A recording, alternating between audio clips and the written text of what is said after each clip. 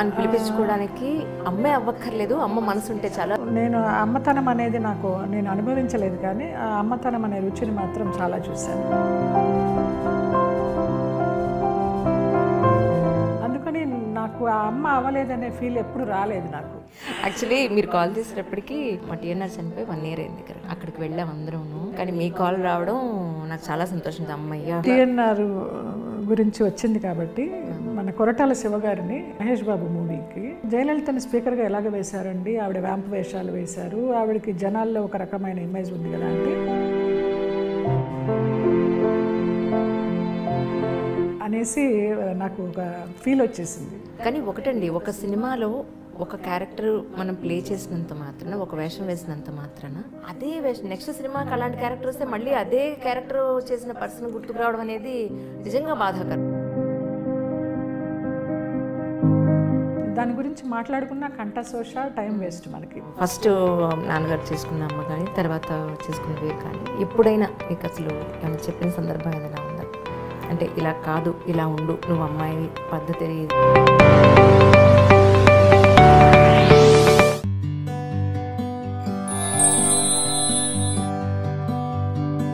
అందరికీ నమస్కారం అండి.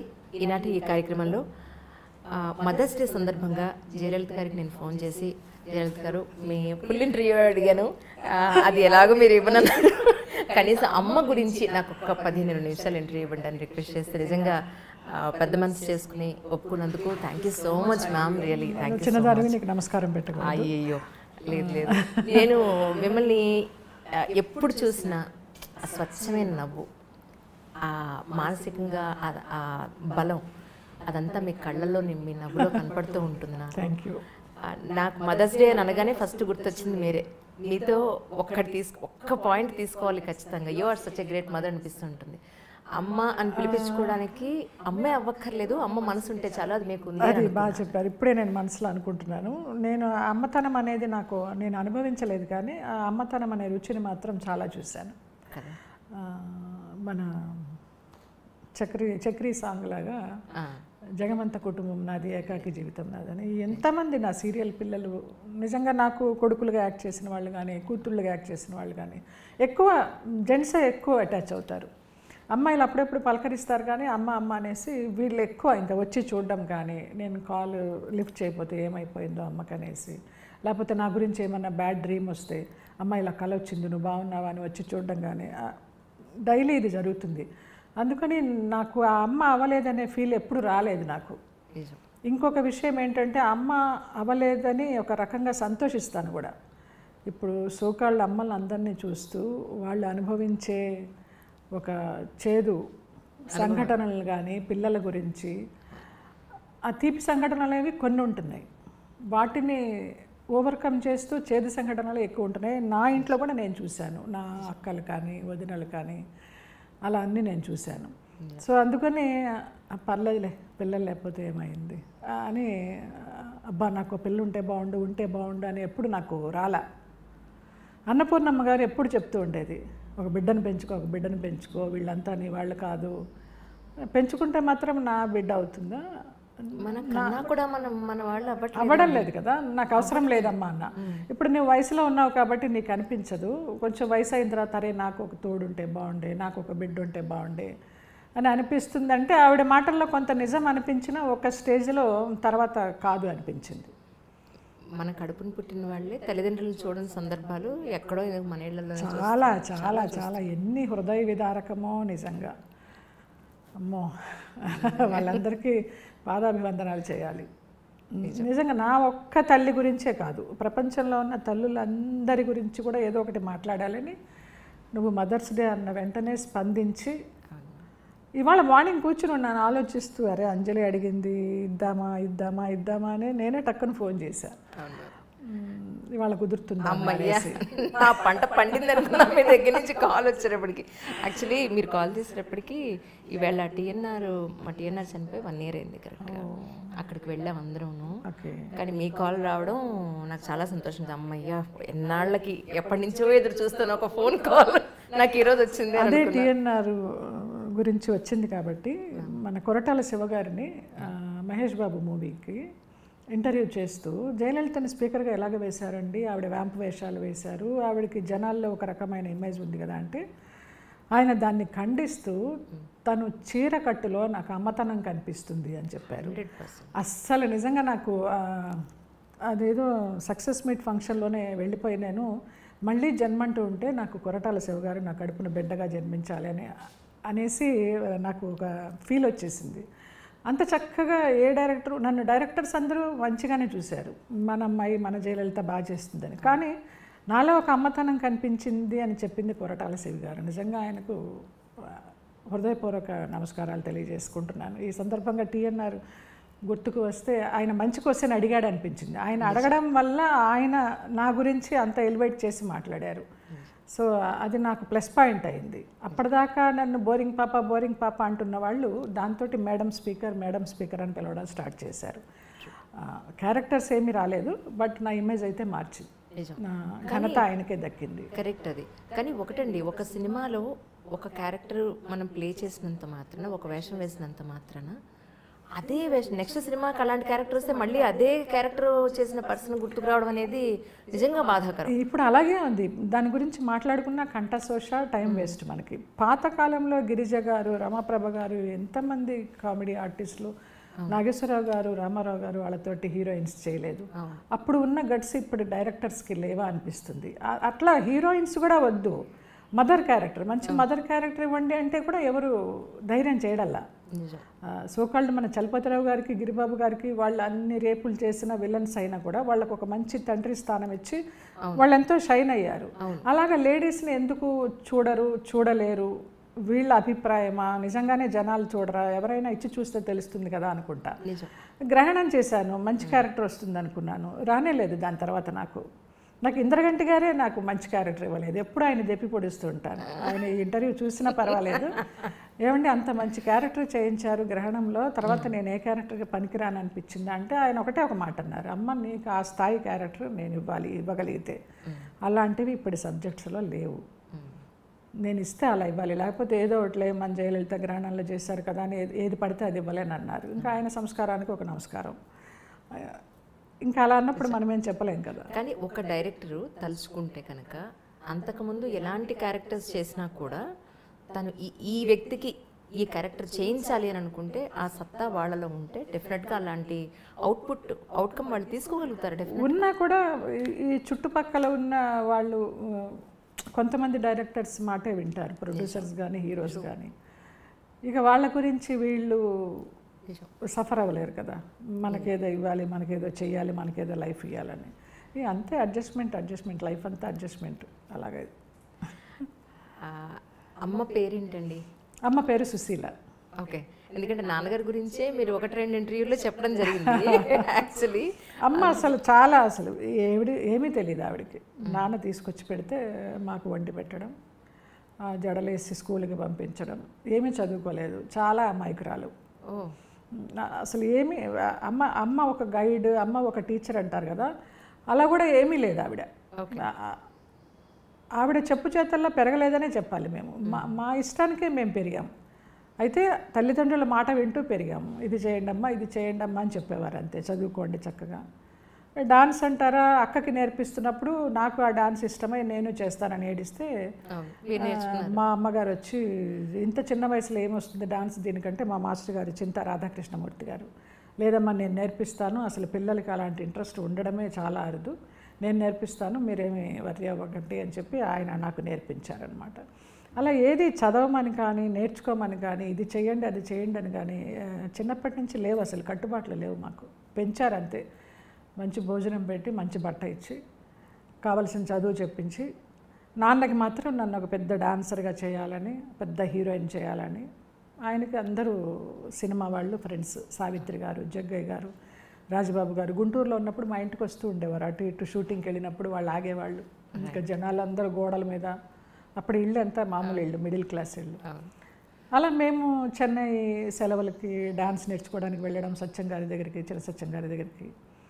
అక్కడ మేము బేబీ డాలి అని సులక్షణ, మన శుభోదయం హీరోయిన్, వాళ్ళ ఇంట్లో ఉండడం. వాళ్ళ అమ్మగారు కళ్యాణి అని డాన్సర్ ఆవిడ నాన్న ఫ్రెండ్స్. వాళ్ళ ఆయన మాగా ప్రామన్ గారని జర్నలిస్టు, నాన్న జర్నలిస్టు.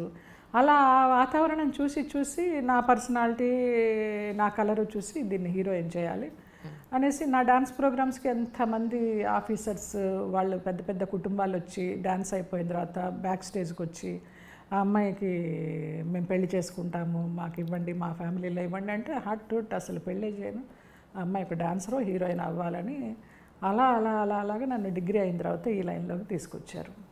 అలా ఆయన మాట వినాల్సి వచ్చింది తప్పించి ఇంకెప్పుడు అంత రిస్ట్రిక్షన్స్తో మేము పెరగలేదు, మమ్మల్ని పెంచలేదు. ఇంట్లో మీరు 5గురు సంతానం. 5గురు కదా. అమ్మ పొద్దున్న అసలు ఎన్నింటికి లేచేవారు, ఎలా జరిగేది అదే చిన్నప్పుడు? అమ్మకి ఏమీ తెలియదు అనుకుంటాం, కానీ అమ్మకి అన్నీ తెలుసు. అలారం లేకుండా తెల్లవారుజామున 4 గంటలకు లేవడం తెలుసు, మనం లేవకముందరే మనకి కాఫీ తెచ్చి ఇవ్వడం తెలుసు, మనం రెడీ అవుతుంటే టిఫిన్ రెడీ చేయడం తెలుసు, స్కూల్కి వెళ్తుంటే లంచ్ బాక్స్ ఇవ్వడం తెలుసు, మనకి ఏదన్నా చిన్న జ్వరం వచ్చినా విలవిల్లాడిపోయి అందరి దేవుళ్ళకి మొక్కులు మొక్కేసుకోవడం తెలుసు, మా పిల్లకి బాగుండాలి, మా అబ్బాయికి బాగుండాలి అని. ఇలా తనకి నాలెడ్జ్ లేకపోయినా కూడా అన్నీ తెలుసు తెలుసు తెలుసు. మనం ఏమైనా విదేశాలకు వెళ్ళినా, చదువులకు వెళ్ళినా, లేకపోతే పెళ్ళిళ్ళు చేసుకుని వెళ్ళిపోయినా మనం పైన విమానంలో వెళ్తుంటే కింద నుంచి నేల మీద నుంచుని టాటా చెప్పడం తెలుసు. ఇన్ని తెలిసిన అమ్మ నాకు దూరం అయిన తర్వాత అనిపించింది, నాకే కాదు నాలాంటి చాలామందికి దూరం అయిన తర్వాత అనిపించింది, అమ్మంటే ఒక సహనమని, అమ్మంటే ఒక త్యాగమని, అమ్మంటే అన్నపూర్ణని, అమ్మంటే అమ్మలగన్న అమ్మ అని, ఇవన్నీ అనిపిస్తాయి. కానీ ఆ అమ్మే లేదు, చాలామంది కోల్పోయాం. నాకు చాలా తొందరగా అమ్మ పోయారు, 99లో పోయారు అమ్మ, నాన్న 2005లో పోయారు. తన వల్ల నాకేమీ జరిగింది ఏమీ లేదు, లాభం కానీ నష్టం కానీ చక్కగా ఒంటి నిండా నగలు వేసుకొని అలా లక్ష్మీదేవిలా కూర్చుని ఉండేదన్నమాట. కూర్చొని అన్నీ గైడ్ చేస్తూ ఉండేది. ఇంకా గైడ్, టీచర్, ఫిలాసఫర్, అందరి అమ్మలు, నా అమ్మే కాదు అందరి అమ్మలు అంతే. సో ఆ అందరి అమ్మలకు గురించి ఎంత చెప్పినా తక్కువే. నేను పెళ్లి చేసుకుని వెళ్ళిపోయినప్పుడు అమ్మ నాన్న నేను మళ్ళీ తిరిగి వచ్చేయాలని పూజలు చేశారు. మా బిడ్డ మాకు కావాలని. అది స్వార్థమా లేకపోతే ఇంకొకటా అనేది పక్కన పెడితే నిజంగా వాళ్ళ పూజలు ఫలించి నేను తిరిగి వచ్చేసాను. నేను ఒక సంవత్సరం కూడా కాపురం చేయాల మలయాళం మా వారితోటి, 7 years లవ్. అప్పుడు కూడా చేసుకోవాలనే ఉద్దేశం లేదు, చూద్దామని అనుకున్నాను. ఇంకా లాస్ట్కి అతను చచ్చిపోతాను అది ఇది అనేసి అంటే అమ్మ నిజమే కాబోలు అనేసుకొని చేసేసుకున్నా. అమ్మ వాళ్ళు ఏదో నామకే వస్తే వచ్చినట్టు వచ్చి 2 అక్షంతలు వేసి భోజనం కూడా చేశారో లేదో తెలియదు. కేరళలో జరిగింది నాది, చోటానికరమ్మ కొచ్చిన్లో. చాలా మహిమగల అమ్మ. మరి ఆవిడకి నచ్చలేదు, 1 సంవత్సరం తిరగకుండానే విడిపోయాం.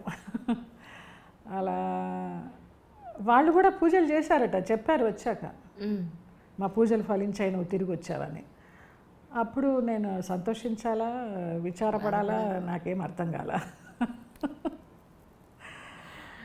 సరే ఇంకా వీళ్ళకి వాళ్ళు నాకు రుణమో నేను రుణమో వచ్చేసాను అనుకున్నా. ఇంకా ఏం జరిగినా అంత మన మంచిగా అనుకున్నా.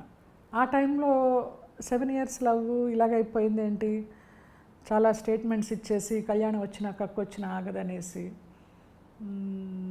తనతో నా 100 days ఫంక్షన్స్కి అన్నీ వచ్చి అక్కమ్మగుడు సినిమాకి దానికి మిగతా వాళ్ళందరూ చూసి ఇడు దొంగకోళ్ళు పెట్టేవాళ్ళలాగా ఉన్నాడు, నీకు ఎట్లా నచ్చాడు, మాకైతే నమ్మకం లేదు నువ్వు ఇతంతా ఉంటావని అని అలా అందరి దీవెనలు ఫలించాయి. వాళ్ళ సైడు తప్పుంది. సో అలా విడిపోయాం అన్నమాట. విడిపోయిన తర్వాత ఒక నైట్ ఏడుస్తూ పడుకుని ఉంటే నాకు ఇలాగ భుజం మీద చేయి వేస్తే ఒక షాక్ కొట్టినట్టు అనిపించింది. బాబా గారు తెల్ల దుస్తుల్లో ఉన్నారు. భయపడకు నేనున్నాను, నీకేం జరిగినా అంత మంచిగా జరిగింది అనేసి. అది ఒక ఇన్సిడెంట్. నాకు అసలు అప్పటికి బాబా అంటే ఎవరో తెలియదు. నాకు బాబాని పరిచయం చేసింది రమాప్రభ గారు. అది ఎప్పటికీ చెప్పుకుంటా, ప్రతి ఇంటర్వ్యూలో చెప్పుకుంటా, ఎందుకు వచ్చేస్తుంది అట్లాగా ఆసుగా నాకు. రాజమండ్రి దగ్గర ధవళేశ్వరంలో మేము ఆర్ నారాయణమూర్తి గారి సినిమా షూటింగ్కి వెళ్ళాం. 90s ఎప్పుడో. నేను గుమ్మడి గారు, నేను జయలలిత క్యారెక్టర్, అసెంబ్లీలో చీరలాగే క్యారెక్టర్ నాది, గుమ్మడి గారు కరుణానిధి క్యారెక్టర్, రమాప్రభ గారు ఉన్నారు అందులో. ఏదో ఒకరోజు షూటింగ్ ఆగిపోయి పద నీకు ఒక గుడి చూపిస్తానని తీసుకెళ్ళి చూపించారు. ధవళేశ్వరం 100 సంవత్సరాల నాటిదంట. అప్పుడే చిన్న బాబా, నల్ల బాబా విగ్రహం. ఆహా, ఈయన బాబా అంటే అనుకున్నాను. తర్వాత నాకు మా వారికి డిస్ప్యూట్స్ వచ్చే టైంలో తను నీ మొహాన్ని యాసిడ్ పోసేస్తాను, నువ్వు ఎట్లా మీ ఇంటికి వెళ్తావో చూస్తాను అని నా లగేజ్ని నన్ను పెట్టేసి ఒక రూమ్లో పెట్టి తాళం వేశారు. తాళం వేస్తే అప్పుడు ఏడుస్తూ పడుకుంటే ఒక అంబాసిడర్ కార్లో నన్ను మా ఆయన తీసుకెళ్ళిపోతున్నాడట చంపడానికి. అప్పుడు ఆరెంజ్ కలర్ దుస్తుల్లో, కాషాయ వస్త్రంలో నిలువెత్తు బాబా ఆ అంబాసిడర్ కార్ని ఇట్లా ఒక చేత్తో ఆపి డోర్ తీసి నన్ను తీసుకొని గబగబా వెళ్ళిపోయారు. కట్ చేస్తే మర్నాడు మార్నింగ్ పుట్టింటికి వచ్చేసారు. పరచూరు గోపాలకృష్ణ గారు, చలపతిరావు గారు వీళ్ళందరూ సహాయం చేసి అక్కడ విరుగంబాకం పోలీస్ స్టేషన్లో పోలీసులను పంపించి ఆ అమ్మాయి ఇలాగా అపాయకరంగా ఉంది, మీరు వెళ్ళి ఇది చేయాలంటే అట్లా బయటకు వచ్చా. అట్లా 2 సార్లు బాబా కనిపించారు నాకు. బాబా అంటే ఎవరో తెలియదు, నమ్మకం లేనప్పుడు. ఇంకా ఇప్పటిదాకా ఈ రోజు దాకా ఆ బాబానే నాకు జీవితం అయిపోయారు. తుమ్మినా దగ్గినా బాబానే.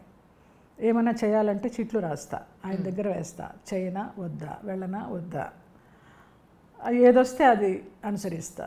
అలాగైపోయింది ఆయన. ఆ తర్వాత ఎప్పుడు కనిపించలేదు నాకు కలలో ఆయన, ఎప్పుడు కనిపించలేదు. చాలాసార్లు షిర్డీ వెళ్ళాను, నుంచుంటాను, ఆయనతో చెప్పుకుంటాను, ఏదో ఏడుస్తాను, కానీ మళ్ళీ నాకు అట్లా కనిపించలేదు ఆయన, అంత నిదర్శనం చూపించలా. చాలామంది అంటారు పారాయణం చదివే వాళ్ళు నమ్మకం వచ్చాక ఇంకా కనిపించరు, నమ్మకం లేనప్పుడే కనిపిస్తారు అనేసి. ఆహా, అదే నిజమే కాబోలనుకున్నా. అట్లా. సో అమ్మ గురించి నాకేం చెప్పాలి అసలు. ఆవిడ ఇలా ఉండాలి అలా ఉండాలని.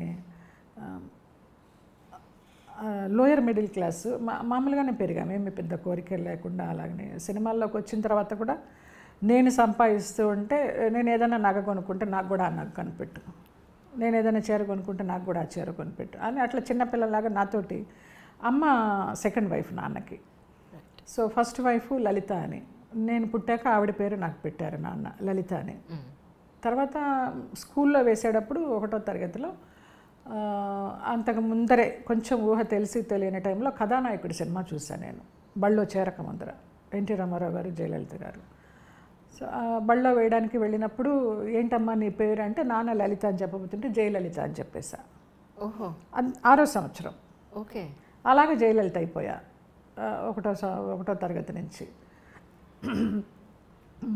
చెన్నై వచ్చిన తర్వాత నన్ను పేరు మార్చుకోమని జయలలిత గారి పార్టీ సభ్యులు ఎవరైతే ఉన్నారో, వ్యాంపు వేషాలు వేస్తున్నావు, కామెడీ వేషాలు వేస్తున్నావు, అమ్మ పేరు పెట్టుకొని ఈ వేషాలు వేయడానికి వీల్లేదంటే నాకు చాలా ఇష్టం. అసలు నాకు ఊహ తెలియక ముందరే నేను ఆవిడ సినిమా చూసి పెట్టుకున్నాను. ఆవిడ నేను నేరుగా చూడలా, చెన్నైలో ఉన్నా కూడా. సో మీరు ఏం చేసుకుంటారో చేసుకోండి, నాకు ఇష్టం, నేను ఇదే పేరు ఉంచుకుంటాను. దాంతో నాకు తమిళ సినిమాలు రాలేదు. అలాగా తమిళ సినిమాలో అవాయిడ్ చేశారు. నా కో ఆర్టిస్టులు ఎవరైనా నాతో యాక్ట్ చేయాలని, పక్క సెట్కి వెళ్ళి జయలలితతో యాక్ట్ చేశానని చెప్పడానికన్నా వాళ్ళు భయపడేవారు. అప్పుడు ఆ పరిస్థితిలో ఉంది ఆవిడ అమ్మ అప్పుడు. సో అలాగా జయలలిత అయిపోయాను.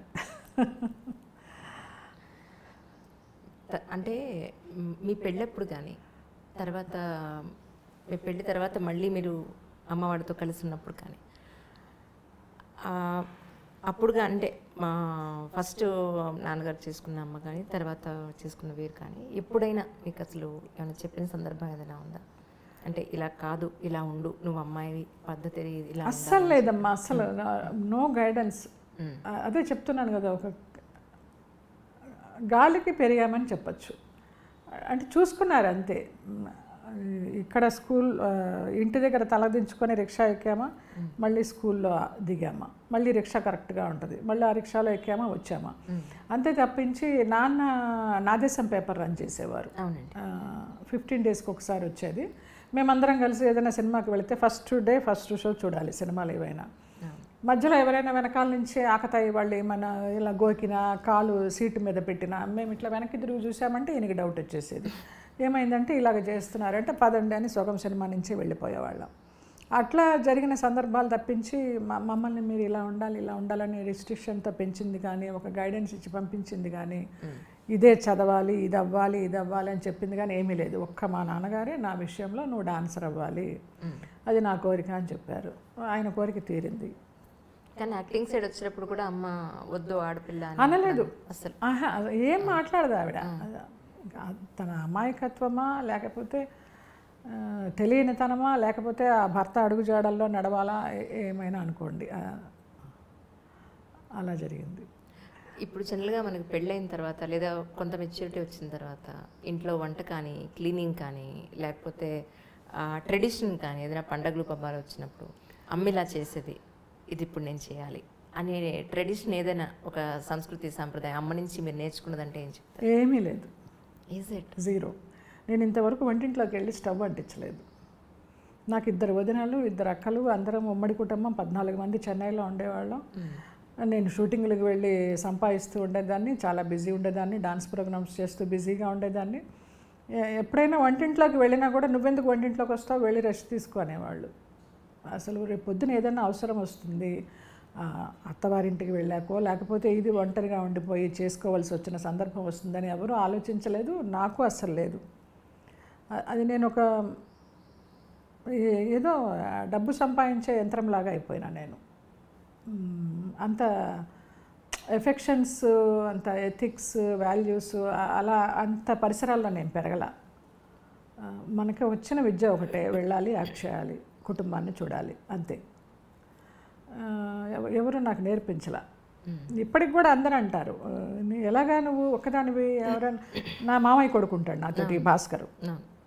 మార్నింగ్ లేస్తే 4 గంటలకు పూజ అయిపోతుంది వాడిది, బ్రహ్మీ ముహూర్తంలో.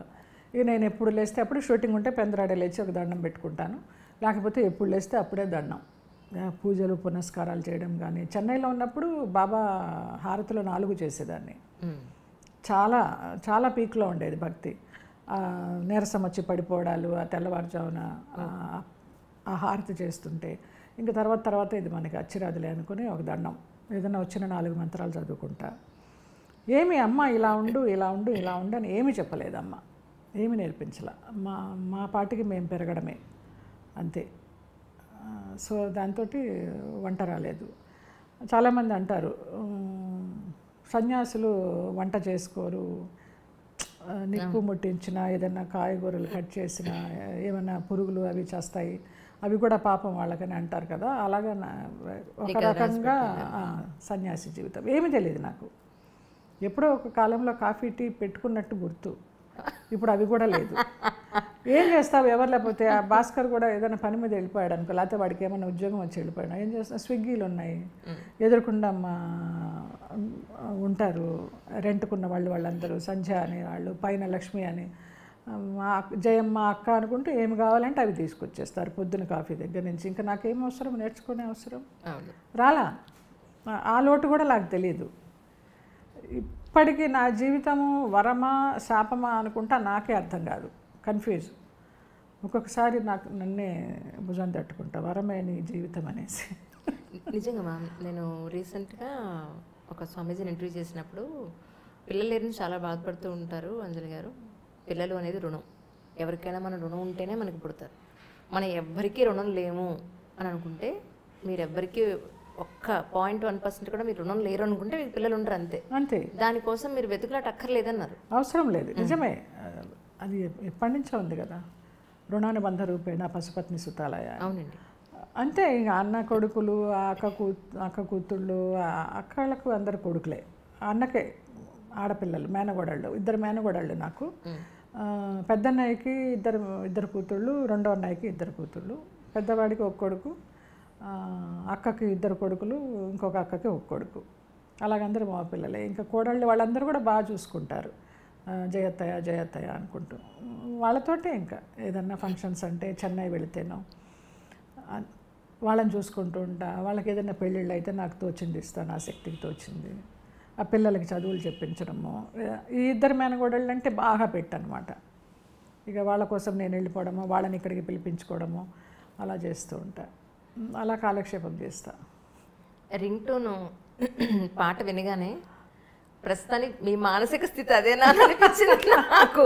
ఆ పాట నేను చాలాసార్లు వింటానండి రేడియోలో, కార్ డ్రైవింగ్ అప్పుడు. అసలు నిజానికి కూడా ఆ సినిమాలో ఆ పాట ఎంత డెప్త్ ఉంటుందో బాలసుబ్రహ్మణ్యం గారు పాడిన పాట. నాకు ఈ మధ్యనే తెలుసు ఆ పాట.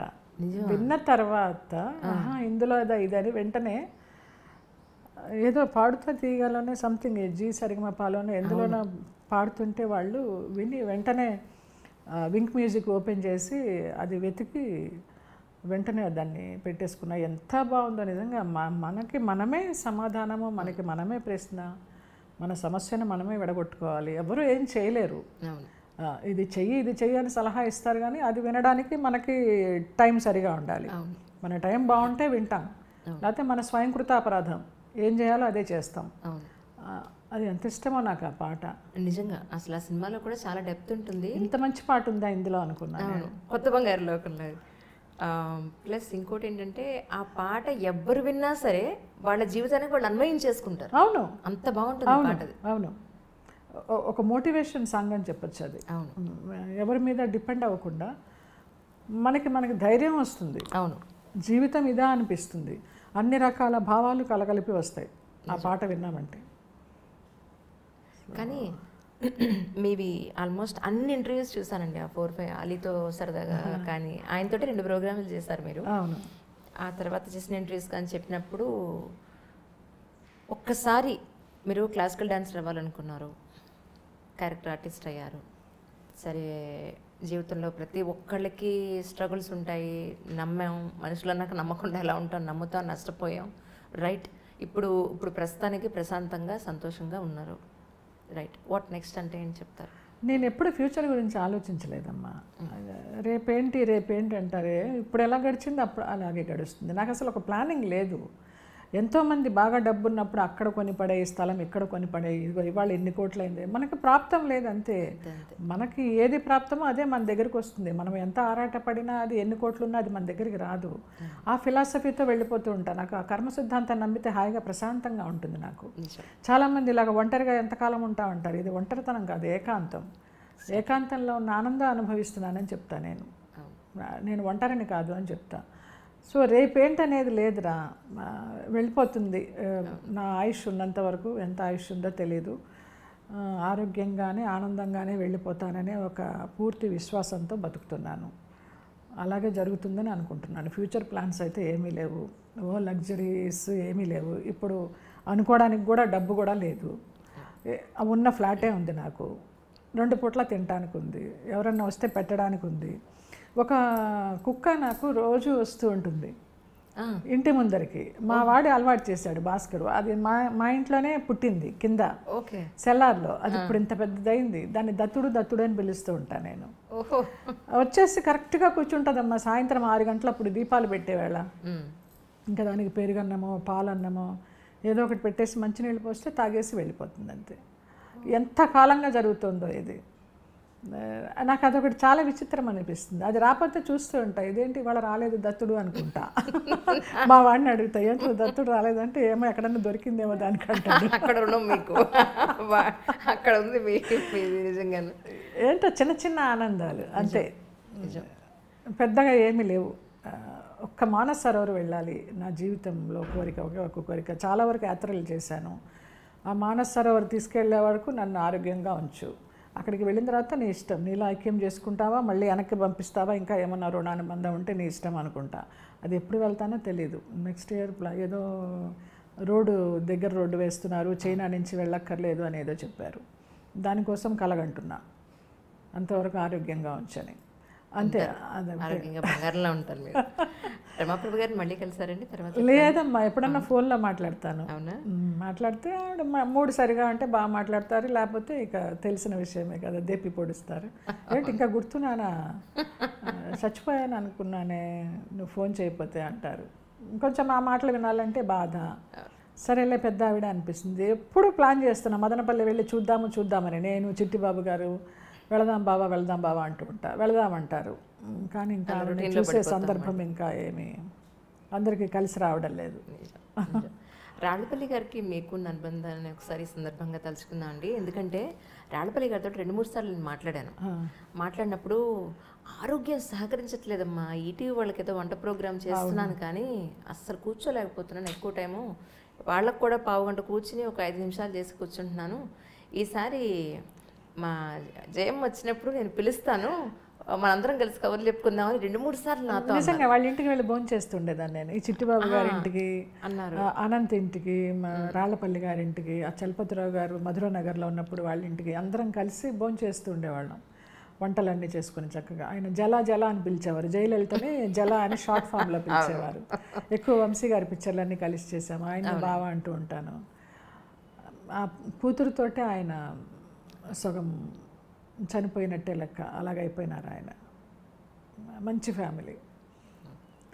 భరణి గారికి కూడా గురుతుల్యులు ఆయన. అవునండి, అవును. ఆయన చనిపోయినప్పుడు కూడా భరణి గారు అదే అన్నారు, మా గురువు గారు కాలం చేశారు చూసావా, ఇంటర్వ్యూ చేయమంటే అలా ప్రొలాంగ్ అయిపోయింది. ఆయన ద్వారానే యాక్చువల్లీ నేను ఆయన నెంబర్ తీసుకుని అప్పుడు మాట్లాడడం జరిగిందనమాట. నాకు ఇంటర్వ్యూ చేయడానికి ఏం లేదమ్మా, కొన్ని సంఘటనలు, నచ్చని సంఘటనలు ఏమైనా చెప్పేస్తానేమో, దాని ద్వారా మనుషులు బయటకు వస్తారేమో, అనవసరంగా ఇంకొకళ్ళని బ్లేమ్ చేయడం ఎందుకు. మన టైం ఇంతే, ఇప్పుడు ఫామ్లో లేము, అందుకని మనల్ని ఎవరు అంతగా పట్టించుకోవడం లేదు, చిన్న చూపు చూస్తున్నారు అనే ఒక ఫీలింగ్ ఉంటుంది. కానీ మళ్ళీ వాళ్ళని ఎందుకు బ్లేమ్ చేయడం, వాళ్ళ బిజీలో వాళ్ళు ఉంటారు. మనల్ని గుర్తుపెట్టుకోవాలనో లేకపోతే మనకి క్యారెక్టర్ ఇవ్వాలనో మనల్ని పలకరించాలనో వాళ్ళకి అవసరం లేదు. కానీ ఆ కాలంలో రామానాయుడు గారు వాళ్ళు ఉన్న కాలంలో నిజంగా ఎంత హాయిగా ఉండేదో.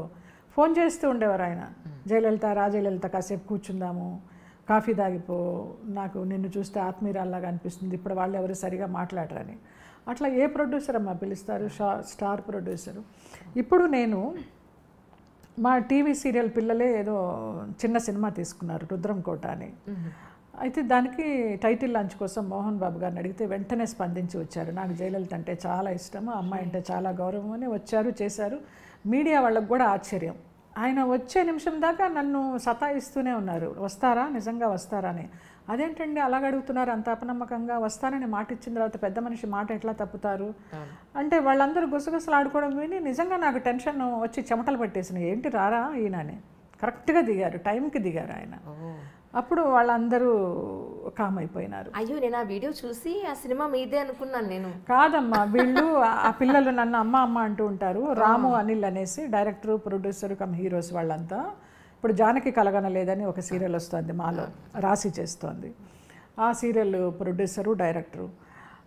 నాకేదో సర్ప్రైజ్ ఇద్దామనుకుని నేనంతా డబ్బు పోగొట్టుకొని కూర్చుని ఉంటే జయలలిత సమర్పించంటే చూసిన వాళ్ళందరూ ఏమనుకుంటారు, ఆహా ఇవిడ వేషాలు వేస్తున్నట్టుంది, డబ్బు ఉండి కూడా లేదని చెప్తుంది, సినిమా తీసింది, మనకి వేషం ఇవ్వలేదని అట్లా రివర్స్ అయింది నాకు.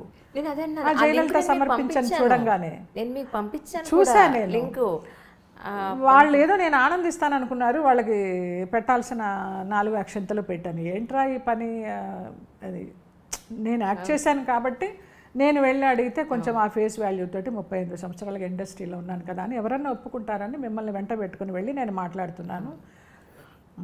నాకైతే ఇది నచ్చలేదు, ఇంతమందికి నేను శత్రువుని అయిపోయినాను అని చెప్పారు. సారీ అమ్మ, బాగుంటుంది, మాకు ఇంత చేశారు కదా, మేము గౌరవంగా వేసుకున్నామంటే ఇంకేం మాట్లాడతాము. అలా అల్లు అరవింద్ గారి దగ్గరికి వెళ్ళాను. ఓటీటీ మూవీ కదా, ఆహాలో ఏమన్నా చేసుకుంటారా అనేసి డైరెక్ట్గా ఆఫీస్కి వెళ్ళానమ్మా. వెళ్తే కరెక్ట్గా అప్పుడే ఆయన మీటింగ్లో కూర్చున్నారు. చాలా పెద్ద మీటింగు, సాయంత్రం వరకు ఫ్రీ అవ్వరు, మీకు సాయంత్రం కాల్ చేస్తాము, నెంబర్ ఇచ్చి వెళ్ళండి అన్నారు. ఈ రోజు వరకు కాలే లేదు. ఎన్ని నెలలు అయిపోయిందో. అంటే చిన్న ఆర్టిస్టులను ఎంకరేజ్ చేస్తాము, చిన్న సినిమాలని ప్రోత్సహిస్తాము అని చెప్పి మనం నేరుగా వెళ్ళినా కూడా 38 సంవత్సరాలు ఏం సంపాదించామో అని ఇండస్ట్రీలో వెనక్కి తిరిగి చూసుకుంటే ఏమి సంపాదించలేదు అనిపిస్తుంది. కానీ ఈ రామానాయుడు గారు వాళ్ళు ఉన్న కాలంలో, జంజాల గారు కానీ, ఈవీవి గారు కానీ, వీళ్ళందరూ ఉన్న కాలంలో, మొన్న కాలం చేసిన శరత్ గారు కానీ, అసలు ఫోన్ చేసి కనుక్కునేవారమ్మా, ఎలా ఉన్నావు, క్యారెక్టర్స్ ఉన్నాయా లేవా, మేము క్యారెక్టర్ ఇవ్వలేకపోయినా నీకేమైనా సహాయం చేస్తాము, కావాలంటే చెప్పు అని రామానాయుడు గారు ఎన్నిసార్లు అడిగిన సందర్భాలు ఉన్నాయో. అలాగే పరుచూరి గోపాలకృష్ణ గారు, ఆ బ్రదర్స్ తోటి నాకు ఎక్కువ, పరుచూరి గోపాలకృష్ణ గారితో ఆయన నా గురుతుల్యులని అనుకుంటా ఎప్పుడు కూడా. ఆయన ఫోన్ చేస్తారు, నా వాయిస్లో చిన్న తేడా ధ్వనించిందంటే ఆయనకి వెంటనే వీడియో కాల్ చేస్తారు, ఎక్కడున్నావు, ఏమైంది, నీ వాయిస్ ఏంటో బాగాలేదని. అంత కొంతమంది, చాలా అతి తక్కువ మంది సోల్మేట్స్ అలా ఉండేవారు. ఇప్పుడు ఏమైపోయినాయి అవన్నీ, నేరుగా వెళ్ళినా కూడా పంపించేస్తున్నారే, మాట్లాడడం లేదే అనే బాధ ఉంటుంది. అప్పుడు ఏం సంపాదించామంటే ఏమో డబ్బు ఎంత సంపాదించానో తెలియదు, జయలలిత మన పిల్ల అనే అభిమానం సంపాదించానని చెప్పుకునేదాన్ని గర్వంగా. ఇప్పుడు అది చెప్పుకోవడానికి కూడా లేదు. అసలు ఎవరు బిజీ బిజీ బిజీ, ఎంత బిజీ అయితే మాత్రం వాళ్ళు ఒక సమానమైన స్టేటస్లో ఉన్న వాళ్ళు కలవడం లేదా? అంటే చిన్న స్థాయి వాళ్ళు అంటే ఏమన్నా చిన్న చూప? నిజంగానే వాళ్ళు బిజీలో ఉండి ఏంటి నువ్వు 38 సంవత్సరాలు ఉన్నావు ఇండస్ట్రీలో, ఏ మేనేజర్ని అడిగినా నీకు ఇస్తారే అపాయింట్మెంటు? ఎవరు ఇవ్వడం లేదు. ఎందుకు అబద్ధం చెప్పాలి? అడుక్కోవాల్సి వస్తుంది. చిరంజీవి గారిని కలవాలనో, అల్లు అరవింద్ గారిని కలవాలనో, ఇంకొకటనో ఇలా అడుక్కోవాల్సి వచ్చి చివరికి వాళ్ళకి నేను చాలా స్ట్రాంగ్ వార్నింగ్ ఇచ్చా. మీ దగ్గర డబ్బులుంటే ఏదైనా స్థలాలు కొని పడేసుకోండి, మీ పిల్లలకి ఎఫ్డీలు వేసుకోండి. ఇలాగ సినిమాలు తీసి ఇంతమందిని నేను అడిగి లేదనిపించుకోవడం అనేది నా జీవితంలో నేను జీర్ణించుకోలేని విషయం. నాకు లేకపోయినా పర్వాలేదు, మాట పడను నేను. ఒక పైసా తక్కువైనా కూడా, ఒక రూపాయి తక్కువైనా ప్రొడ్యూసర్ మర్యాదగా చూసుకొని నాకు ఆ వేషం ఇస్తేనే నేను చేసేదాన్ని. నాకు టైంకి భోజనం పెట్టండి, మంచి భోజనం. నేను వెజిటేరియన్ని. నాకు ఒక రూపాయి తక్కువైనా పర్వాలేదు, మర్యాద తక్కువ అవ్వకూడదనే చేశాను నేను. ఈ చేసిన 750 సినిమాలు కానీ 800 సినిమాలు కానీ వాళ్ళు అలాగే చూసుకున్నారు. ఇప్పుడు లేదమ్మా అసలు. పెద్ద ఆర్టిస్ట్ లేదు, చిన్న ఆర్టిస్ట్ లేదు, పెద్ద ప్రొడ్యూసర్ లేరు, చిన్న డైరెక్టర్ లేరు, ఎవరు అసలు. నేను రాఘవేంద్రరావు గారి దగ్గరికి వెళితే నాకు ఒక సాంగ్ ఆడియో ఓపెన్ చేసి పెట్టాలండి మీరు సాంగ్ అంటే వెంటనే ఒప్పుకున్నారు. ఒప్పుకొని ఆయన కాసేపు నాకు క్లాస్ ఇచ్చారు. ఎవరిని నమ్మద్దు జయలలిత. నా పక్కన వీళ్ళందరూ వచ్చారు, డైరెక్టరు, ప్రొడ్యూసర్, హీరో ఎవరైతే వీళ్ళని కూడా నువ్వు నమ్మద్దు అన్నారు. అందరినీ నమ్మేసి అయిపోయిందండి. చాలా లేటుగా చెప్పారు మీరు నాకు పాఠం. అదే అన్ని అనుభవాలు అయిపోయినాయి. ఆయన ఎక్స్పీరియన్స్లు చెప్తుంటే అంతటి దర్శకేంద్రుడు, ఆయనకు కూడా ఇలాంటివా అనుభవాలు అని అనిపించింది. ఇవన్నీ మనసులో పెట్టుకొని కుళ్ళిపోలేము, కక్కేయాలి. కక్కేస్తే మళ్ళీ ఏమో అవసరమా ప్రశాంతంగా ఉన్న జీవితాన్ని మళ్ళీ అనుకొని నేను ఏ ఇంటర్వ్యూ ఇవ్వను, ఇలా వెళ్ళిపోదాం సింపుల్గా అన్నట్టుగా ఒక ఫిక్స్ అయిపోయినా మైండ్లో. ఇప్పుడు అమ్మ గురించి అన్నావు, అమ్మ గురించి ఏమొచ్చింది? 5 నిమిషాలు కూడా లేదు, మన అందుకే ఇబ్బంది పెట్టాలి. లేదు ఇదే అందరు అమ్మల గురించి నేను చెప్పేది అదొకటే. అమ్మతనానికి పాదాభివందనం. ఆ అమ్మతనం నాకు తెలియదు, కానీ రుచి చూశాను. అసలు కష్టపడుతుంటే బిడ్డల గురించి వీళ్ళు రేపొద్దున ఏమవుతారు, వీళ్ళ ఆశలు తీరుస్తారా, వీళ్ళని కనీసం కళ్ళెత్తైనా చూస్తారా అని ఆలోచనలు వెళతాయి. కానీ మొన్న స్వప్న దర్భా సిస్టర్స్ అని వాళ్ళని ఇంటర్వ్యూ చేసింది. మాటకు ముందర బంగారు తల్లులు అంటుంది, మాట వెనకాల బంగారు తల్లులు అంటుంది. నిజంగా బంగారు తల్లులకి నిదర్శనం వాళ్ళు. నేను అసలు ఆశ్చర్యపోయినాను. ఎవరో నాకు పంపించారు. ఆయన నారుమంచి గారని, ఆయన కూడా జర్నలిస్టే. నారుమంచి మా పెద్దన్నయ్యకి ఫ్రెండ్ అంట. ఆయన ఎప్పుడో కలిశారు. నాకు ఎన్ఆర్ఐ రేడియో కోసము ఉగాది శుభాకాంక్షలు చెప్పడానికి ఫోన్ చేసి ఇదంతా చెప్పారు. మా పెద్దన్నయ్య నాకు ఫ్రెండ్ అమ్మ అనేసి. ఆయన మంచి పంపిస్తూ ఉంటారు నాకు వాట్సాప్లో. అసలు వాళ్ళకి దొరికిన పుట్టినిళ్ళు కానీ మెట్టినిళ్ళు కానీ వాళ్ళు ఏ జన్మలో పుణ్యం చేసుకున్నారో, బంగారు పూలతో పూజ చేసుకున్నారో, అరే ఇలాంటి పిల్లలు ఒక్క పిల్ల అయినా మన ఇంట్లో లేదే ఆడపిల్ల అని నాకు దుఃఖంతో ఏడ్చిన సందర్భం ఉంది. ఆ ఇంటర్వ్యూ వింటూ వాళ్ళు పాడుతుంటే అసలు ఆ గొంతెత్తి నిజంగా ఆనందంతో ఏడ్చిన సందర్భం ఉంది. ఆ దర్భా సిస్టర్స్ అంటే నిజంగా గ్రేట్. ఆ ఇంటర్వ్యూ చూస్తే అనుకున్నాను, నా ఆయుష్ కూడా పోసుకొని బతకండి అమ్మా మీరని. వాళ్ళ అత్తగారుల గురించి, వారి భర్తల గురించి ఎంత చక్కగా చెప్తున్నారు. అలా ఎవరికమ్మా ఇవాళ రేపు దొరుకుతున్నారు అర్థం చేసుకొని. వాళ్ళ తల్లి ఎంత గైడెన్స్ తోటి వాళ్ళని పెంచిందోనట. ఇది నేర్చుకోండమ్మా, ఇక్కడ నేర్చుకోండమ్మా, ఇది చేయండమ్మా అనేసి. అలాగా నా తల్లి నన్ను పెంచలేదు. నేను ఇప్పుడు అదే అంటున్నాను. అప్పుడు కనుక అమ్మ సినిమాలు వద్దు ఏమొద్దు, చక్కగా మంచి ఫ్యామిలీ వస్తే పెళ్లి చేసి పంపిద్దాం అని అనుకుంటే మీరు అసలు ఎక్కడుండేవారు అనిపిస్తుంది. నేను 10th క్లాస్ ఫెయిల్ అయ్యి ఉన్నప్పుడు విశ్వనాథ్ గారి మేనల్లుడు వాళ్ళ ఇంట్లో అద్దెకున్నాము మేము గుంటూరులో. అతను మెడికల్ రిప్రజెంటేటివ్ సుబ్రహ్మణ్యం అని అమలాపురంలో చేసేవారు. వాళ్ళు వచ్చి అడిగారమ్మ సంబంధం చేసుకుంటామని. నాన్న సరే అనేసి తలకాయ ఊపి నిశ్చితార్థం రోజున రాకుండా ఎటో వెళ్ళిపోయారు. అయ్యో. అప్పుడు ఆడపల్లి వాళ్ళకి ఎంత ఇది ఉంటే మగపల్లి వాళ్ళ మాకెంత ఉండాలని ఆ సంబంధం తప్పిపోయింది. లేకపోతే ఆ 10th క్లాస్లోనే ఆ సంబంధం కుదిరి చేసేసుకొని ఆ పిల్లలతో వంట చేసుకుంటూ ఆ మొగుడికి వండి పెట్టుకుంటూ అలా ఉండేదాన్ని. అది విచిత్రం అనిపిస్తుంది నాకు. తర్వాత విశ్వనాథ్ గారు నేను మూవీలోకి వచ్చిన తర్వాత కూడా దెప్పి పొడిచిన సందర్భాలు ఉన్నాయి. పెద్దవారు ఉండాలి ఆయన, ఏదో గురుబ్రహ్మలాగా. ఒక తాళి తీసి పడేసే సీను శ్రీకాంత్, లయ, ఏవిఎస్ గారితో నేను ఏవిఎస్ భార్యాభర్తలు. తాళి తీసి మొహాన్ని వేస్తుందమ్మా. అరే ఫస్ట్ టేకే ఓకే చేసేవే, నీకు తాళి తీసేసేయడం అలవాటా అని అడిగారు. టక్కున అసలు ఎంత బాధగా ఉంటుంది. ఎస్, అది చాలా ఆయనకు ఉండిపోయింది. అది ఆ మేనల్లుడికి సంబంధం కుదరలేదు అనేది ఉండిపోయింది. కాదు, సంబంధం లేదు కూడా. అయినా కూడా అంత పెద్దవారు, అంత విజ్ఞానులు కూడా ఆ సందర్భంలో ఆ మాట అనడం నేను చాలాసార్లు తలుచుకున్నా. అది ఏమల్లా నేను మేకప్ రూమ్లోకి వెళ్ళి ఒక 2 కనీటి బొట్లు రాల్చేసి మళ్ళీ నాకు నేనే సర్ది చెప్పుకున్నా, పెద్దవారు పితృ సమానులు అనేసి. అలా నన్నేమో ఆయన ఎంకరేజ్ చేయాల. బ్రాహ్మలమ్మాయి, డిగ్రీ చదువుకున్నావు, మంచి డాన్సర్వి, మంచివాడిని చూసి పెళ్లి చేసుకోవచ్చు కదా, వేషాలు అవసరమా అని ఆయన అన్నారు. అభిమానం ఉండొచ్చు మనసులో. అది కానీ మిమ్మల్ని చూస్తే నాకు ఇప్పటికీ నిజం చెప్తున్నాను, అంటే మీరంటే నాకు అపారమైన గౌరవం ఉంది, ప్రేమాభిమానం ఉంది. కానీ ఇప్పటికీ నాకు 35, 38 కనిపిస్తుంది. కానీ అమ్మ నేను పిలవలేకపోతున్నాను. నా ఫ్రెండ్ లేదంటే నాకు అలా అనిపిస్తారు. మీరు నిజంగా చెప్తున్నాను. అందుకని నేను మళ్ళీ జూలై 5th వస్తే 59 నుండి 60లోకి అడుగు పెడతా. అసలు ఎక్కడన్నా ఉన్నారా? మీరు ఎప్పటికీ ఇలాగే ఉండాలని కోరుకుంటున్నాను. ఈశ్వరానుగ్రహం అమ్మా, ఈశ్వరానుగ్రహం నిజంగా. నేను అలాగే నేను శరత్ బాబు గారు లాంటి వాళ్ళని చూస్తే నేను అలాగ ఆశపడతా. అబ్బా, ఆయనకు నియర్లీ 70 ఎంత ఆరోగ్యంగా ఉంటారో, ఎన్ని యాత్రలైనా అలాగ నడిచెక్కుతారు ఆయన. ఎంత దూరమైనా, ఎంత కొండలైనా సునాయాసంగా అలాంటి ఆరోగ్యాన్ని కూడా ఆయన అనుకుంటూ ఉంటాను నేను. నిజంగా భగవంతుడు. కొంతమందిని చూస్తే అనిపిస్తుంది, అది చిన్న జలస్ ఉంటుంది. అబ్బా, అంత ఆరోగ్యం మనకి లేదేంటి అనిపిస్తుంది. పోనీలే వాళ్ళైనా ఆరోగ్యంగా ఉన్నారు. మనం చేసుకున్న వారికి చేసుకున్నంత మహాదేవ అంతే.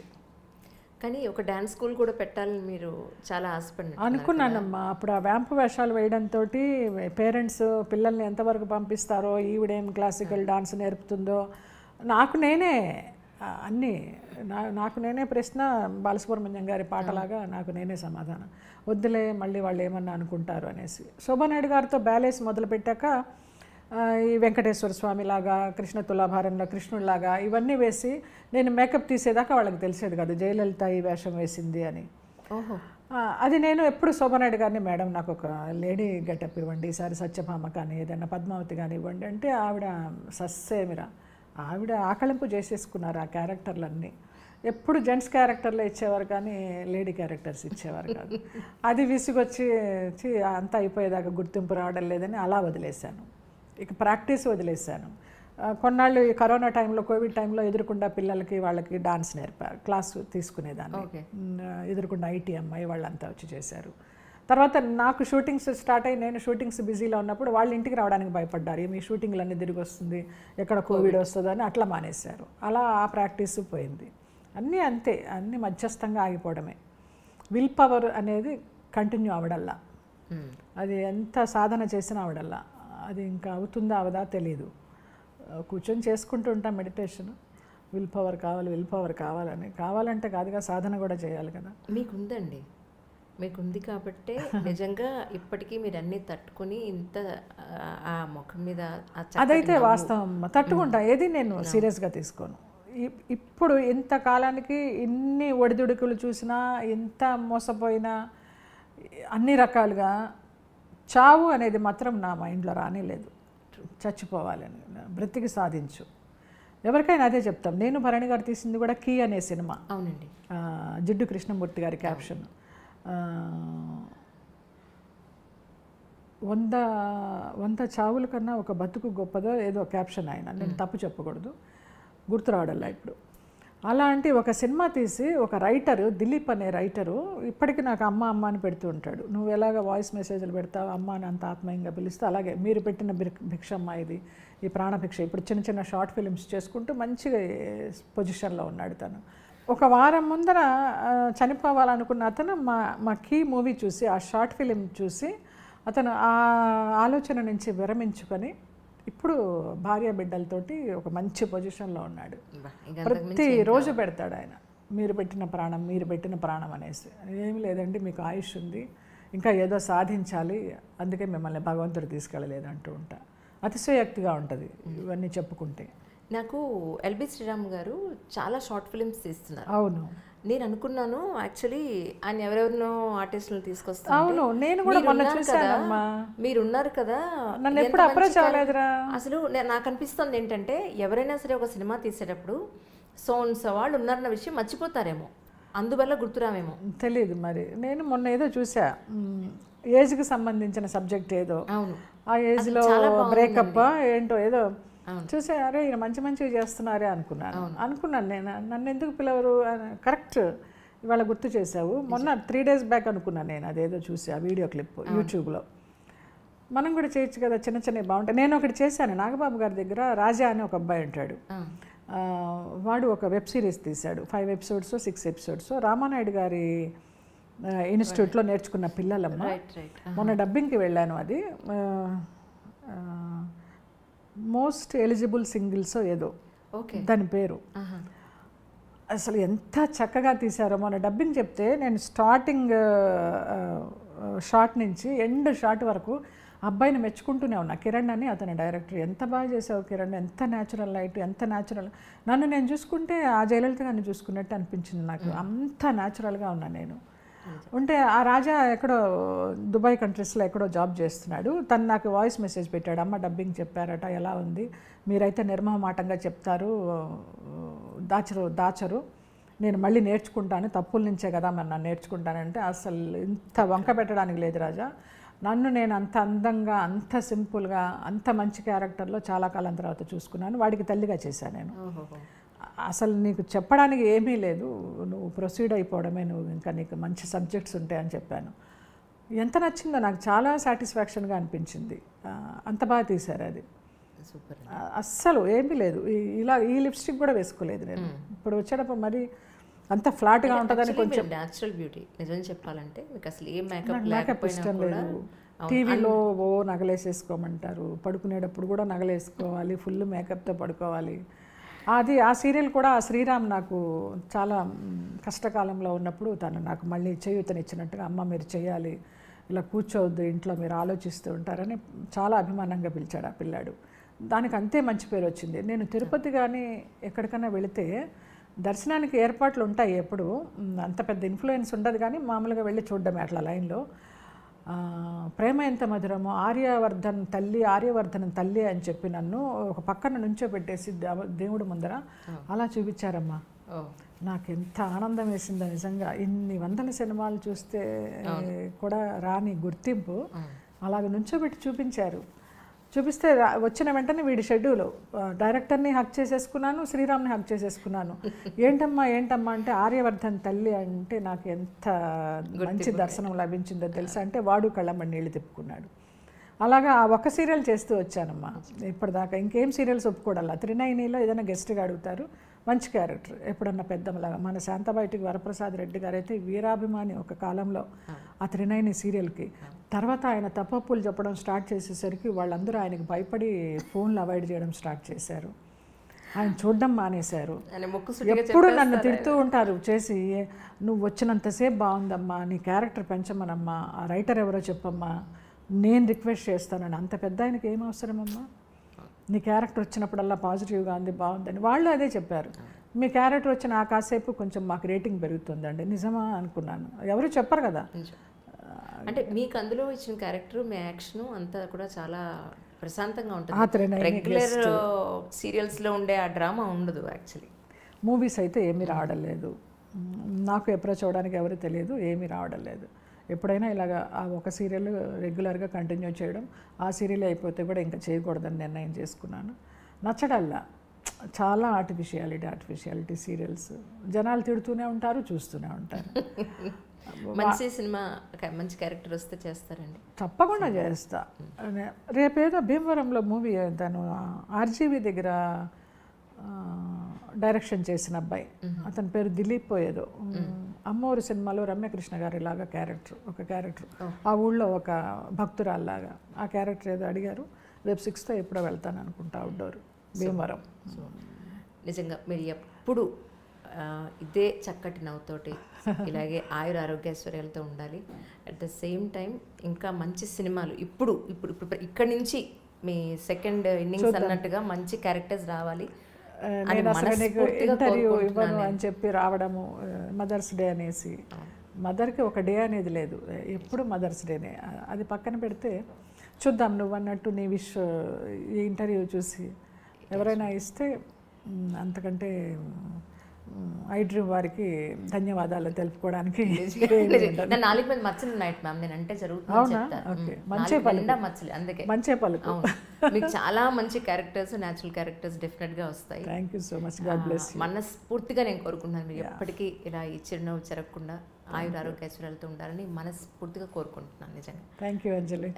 ఈ మదర్స్ డే సందర్భంగా అన్నాను, మాట తప్పట్లేదు కాబట్టి మిమ్మల్ని ఇంక ఇబ్బంది పెట్టట్లేదు. కొన్ని చెప్పేశాను కూడా, అందుకే ఇంక ఇబ్బంది పెట్టను మిమ్మల్ని. ప్రపంచవ్యాప్తంగా ఉన్న మాతృమూర్తులందరికీ మీ జయలలిత మాతృమూర్తి దినోత్సవ శుభాకాంక్షలు.